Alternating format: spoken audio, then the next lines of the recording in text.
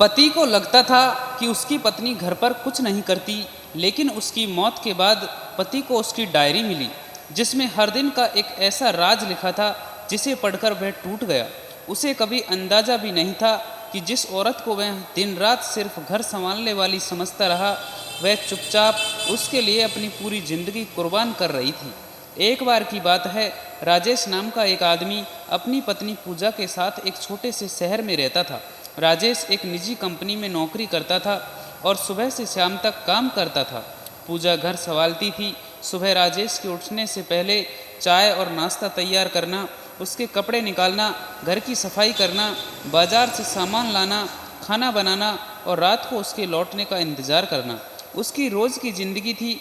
लेकिन राजेश को लगता था कि वह दिन भर मेहनत करता है और पूजा घर में आराम करती है। जब भी दोनों में किसी बात को लेकर बहस होती, राजेश गुस्से में कह देता, तुम करती ही क्या हो पूरे दिन? मैं बाहर जाकर कमाता हूँ, तब जाकर यह घर चलता है। पूजा हर बार चुप हो जाती। वह चाहती तो जवाब दे सकती थी, लेकिन उसे डर था कि एक छोटी सी बात बड़ा झगड़ा ना बन जाए। बस इतना कहती, ठीक है, आगे से ध्यान रखूंगी। फिर अपने आंसू छिपाकर काम में लग जाती। एक दिन राजेश ऑफिस से बहुत परेशान होकर घर लौटा। बॉस ने उसे सबके सामने डांटा था। घर आते ही उसने खाना देखा और गुस्से में बोला, आज भी सब्जी ठीक नहीं बनी। आखिर तुम दिन भर करती क्या हो? पूजा ने धीरे से कहा, आज मेरी तबीयत थोड़ी खराब थी। राजेश ने उसकी बात पूरी होने से पहले कहा, हर दिन कोई ना कोई बहाना होता है। पूजा चुप हो गई। उस रात वह देर तक रोती रही, लेकिन अगले दिन सुबह फिर मुस्कुराकर राजेश के लिए चाय बना दी। समय बीतता गया। पूजा की तबीयत धीरे धीरे खराब रहने लगी। उसे कमजोरी और पेट में दर्द रहता था, लेकिन उसने राजेश को कुछ नहीं बताया। एक दिन डॉक्टर ने जांच के बाद कहा कि उसे गंभीर बीमारी है और जल्द इलाज शुरू करना जरूरी है। पूजा के पास इलाज के लिए कुछ पैसे थे, लेकिन उसने उन पैसों से घर का राशन और राजेश की ज़रूरतों का सामान खरीद लिया। उसने सोचा, अभी राजेश को मेरी बीमारी बताऊंगी तो वह परेशान हो जाएगा, पहले घर संभल जाए। उस रात पूजा ने अपनी डायरी में लिखा, आज डॉक्टर ने कहा कि मुझे इलाज की ज़रूरत है।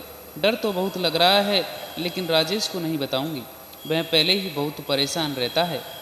मैं नहीं चाहती कि मेरी वजह से उसके चेहरे की मुस्कान चली जाए।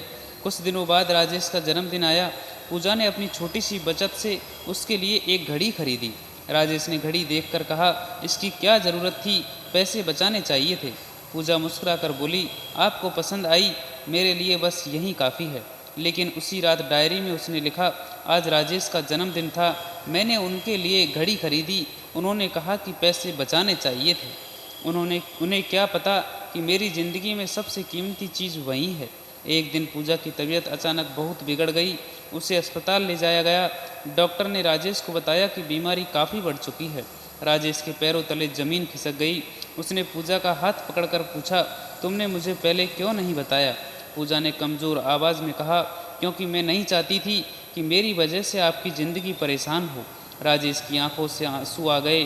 उसने कहा, तुम मेरी पत्नी हो, तुम्हारा दर्द मेरी जिम्मेदारी है। पूजा हल्का सा मुस्कुराई और बोली, बस एक बात याद रखना, कभी किसी इंसान के काम को छोटा मत समझना।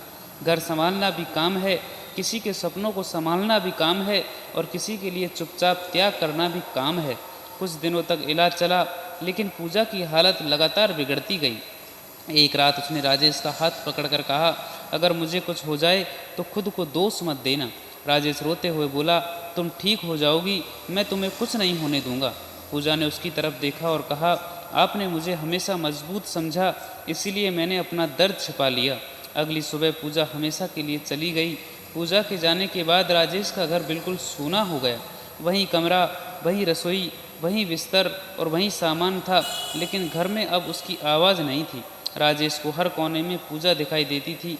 कुछ दिनों बाद वह अलमारी साफ कर रहा था, तभी उसे कपड़ों के नीचे एक पुरानी डायरी मिली। उसने डायरी खोली। पहले पन्ने पर लिखा था, राजेश के लिए शायद कभी वह समझ पाए कि मैं उससे कितना प्यार करती थी। राजेश ने पढ़ना शुरू किया। एक पन्ने पर लिखा था, आज राजेश बहुत थके हुए आए थे, उन्होंने मुझ पर गुस्सा किया, मुझे दुख हुआ, लेकिन शायद उनका दिन खराब था। मैं चाहती हूँ कि जब वह घर आए तो उसे घर में सुकून मिले। दूसरे पन्ने पर लिखा था, आज मेरी दवा के पैसे थे, लेकिन घर का राशन खत्म था, मैंने दवा नहीं ली। राजेश को पता नहीं चलना चाहिए। फिर एक पन्ने पर लिखा था, आज उन्होंने कहा कि मैं घर पर करती ही क्या हूँ। यह सुनकर दिल टूट गया, लेकिन मैंने सोचा कोई बात नहीं, अगर मेरी मेहनत उन्हें दिखाई नहीं देती तो भी मैं उनका घर संभालती रहूँगी, क्योंकि मैं उनसे प्यार करती हूँ। राजेश की आंखों से आंसू लगातार गिरने लगे। वह डायरी को सीने से लगाकर रोने लगा। उसे अपनी हर वह बात याद आने लगी जब उसने पूजा को बेकार समझा था। उसे याद आया कि जब वह बीमार पड़ता था तो पूजा रात भर उसके पास बैठती थी।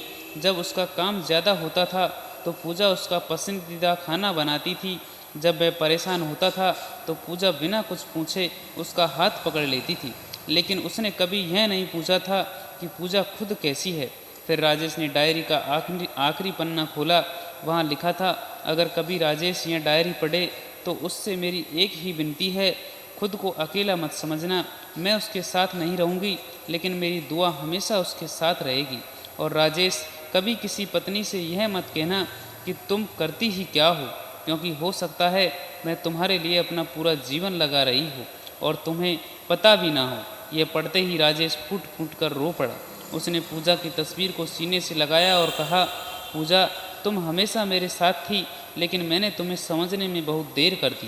काश तुम आज मेरे सामने होती तो मैं तुम्हें बताता कि तुमने घर नहीं, मेरी पूरी ज़िंदगी संभाल रखी थी। उस दिन के बाद राजेश बदल गया।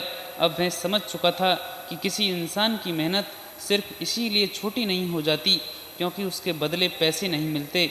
घर संभालना, रिश्तों को बचाना, परिवार के लिए अपनी इच्छाओं को छोड़ना और हर दिन मुस्कुराकर अपनों का साथ देना भी बहुत बड़ा काम है।